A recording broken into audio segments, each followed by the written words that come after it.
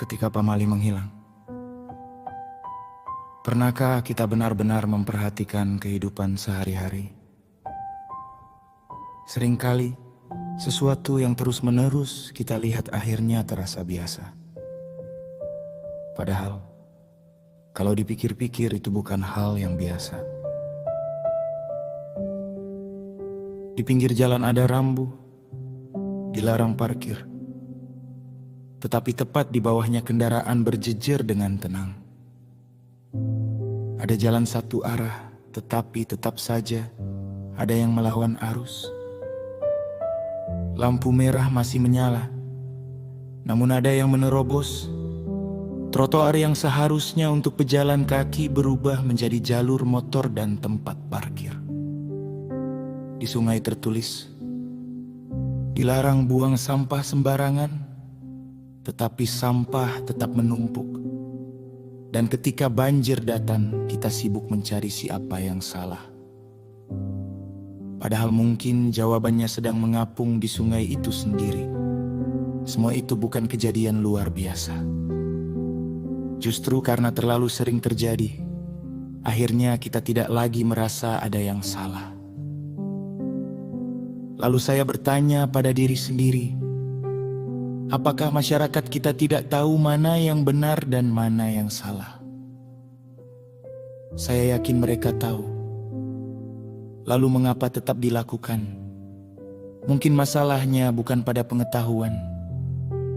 Masalahnya ada pada kesadaran. Pertanyaan itu membawa saya kembali ke masa kecil. Saya lahir dan tumbuh di lingkungan Sunda. Ada satu kata yang sangat akrab di telinga saya. Pamali. Mau duduk di atas bantal. Ulah. Pamali. Mau makan sambil berdiri. Pamali. Orang tua kami hampir tidak pernah memberi penjelasan panjang, cukup dua kata. Ulah. Pamali.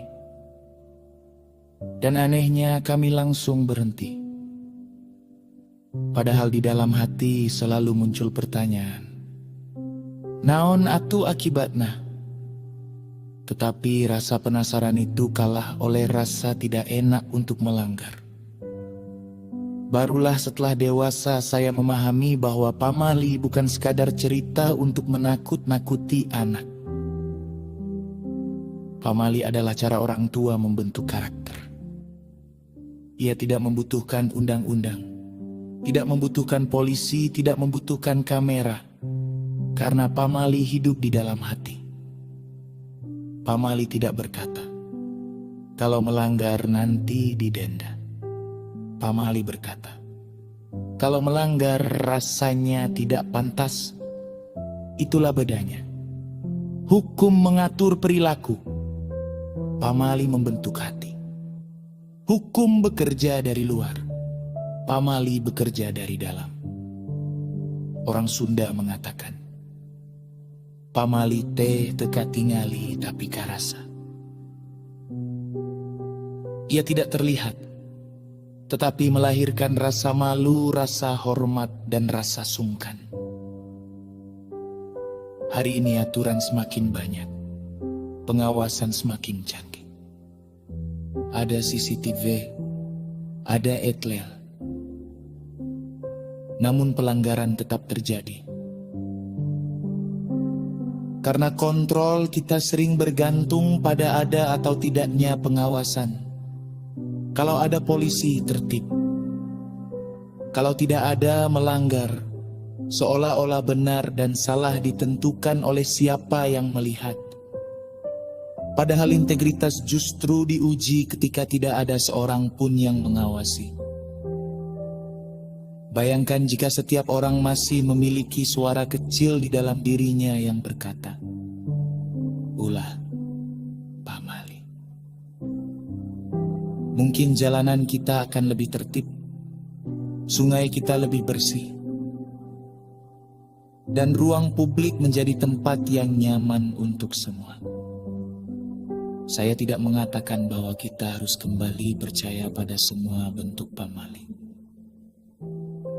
Sebagian mungkin sudah tidak relevan, tetapi nilai yang ada di baliknya tetap layak dipertahankan. Karena pamali mengajarkan satu hal yang sangat sederhana. Tekabeh nu bisa dipigawe kudu dipigawe. Tidak semua yang bisa kita lakukan harus kita lakukan.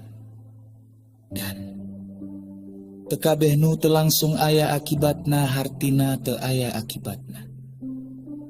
Tidak semua yang akibatnya tidak langsung terlihat berarti tidak membawa dampak.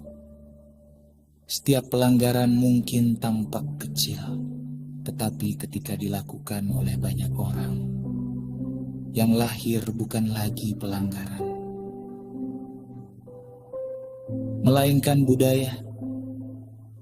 Karena itu yang perlu kita wariskan kepada anak-anak bukan hanya aturan, tetapi juga rasa. Rasa malu ketika berbuat sama. Rasa hormat kepada orang lain.